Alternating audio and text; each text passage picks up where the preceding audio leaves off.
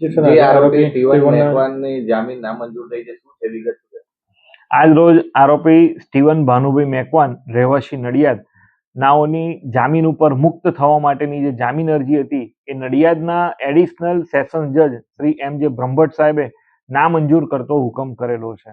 આરોપી સ્ટીવન દ્વારા નડિયાદની અંદર રિસ્ટોરેશન રિવાઇવલ ફાઉન્ડેશન નામની સંસ્થા ખોલીને તેના દ્વારા સમગ્ર ગુજરાતમાંથી અનુસૂચિત જાતિ અને અનુસૂચિત જનજાતિના લોકોને અહીંયા નડિયાદ ખાતે બોલાવી અને તેઓનું હિન્દુ ધર્મમાંથી ખ્રિસ્તી ધર્મની અંદર ધર્માંતરણ કરાવવાનું એટલે કે બાપ્ટિઝમ આપવાનું જે કામગીરી હતી તે ચલાવાઈ રહી હતી અને પોલીસે દરોડો પાડીને આ સંપૂર્ણ કામગીરીને રંગે હાથો પકડેલી છે.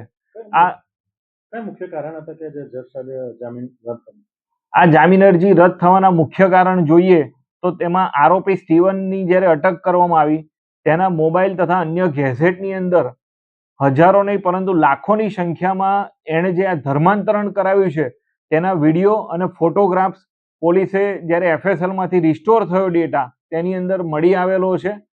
ઉપરાંત જે આરોપી છે તેનું જે નેટવર્ક છે એ ભારતની અંદર અલગ અલગ રાજ્યોની અંદર પણ છે તેમજ ભારત બહારના દેશોની અંદર પણ તેનું નેટવર્ક પ્રવર્તમાન હતું.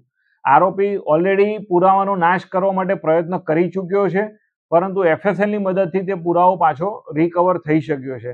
એટલે આરોપીને જો જામીન ઉપર છોડવામાં આવે તો ફરીથી તે પુરાવાનો નાશ કરે તેમજ આ ધર્માંતરણ માટે જે ફંડિંગ જે મિશનરીઓ દ્વારા જે ફંડિંગ કરવામાં આવતું હતું એ મિશનરીઓ પણ આજ દિન સુધી હજુ પોલીસના સિકંજાથી દૂર રહેલી છે. જો આરોપી સ્ટીવનને જામીન મુક્ત કરવામાં આવે તો આવી ક્રિશ્ચિયન મિશનરીઓ તે પોતાનો જે ડેટા છે પોતાની જે માહિતીઓ છે તે વધુ સંતાડી દેશે અને આ સ્ટીવનની મદદથી તે પુરાવાનો નાશ કરશે. સ્ટીવન મુખ્યત્વે જેટલા વ્યક્તિઓનું હિન્દુ ધર્મમાંથી ખ્રિસ્તી ધર્મમાં કન્વર્ઝેશન એટલે કે ધર્માંતરણ કરાવતો હતો તે વ્યક્તિ દીઠ એને અલગ અલગ ક્રિશ્ચિયન સંસ્થાઓ તરફથી પૈસા પ્રોવાઈડ કરવામાં આવતા હતા. આમ સ્ટીવનને આર્થિક લાભ પણ મળી રહ્યો હતો.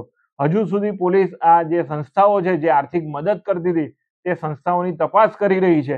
તેવા સંજોગોમાં સ્ટીવનને જામીન ન આપવા મુખ્ય અમારી દલીલો હતી અને તે ગ્રાહ્ય રાખીને આજરોજ એડિશનલ સેશન જજ સાહેબે આરોપી સ્ટીવન ભાનુભાઈ મેકવાનના જામીન નામંજૂર કરવાનો હુકમ કરેલો છે.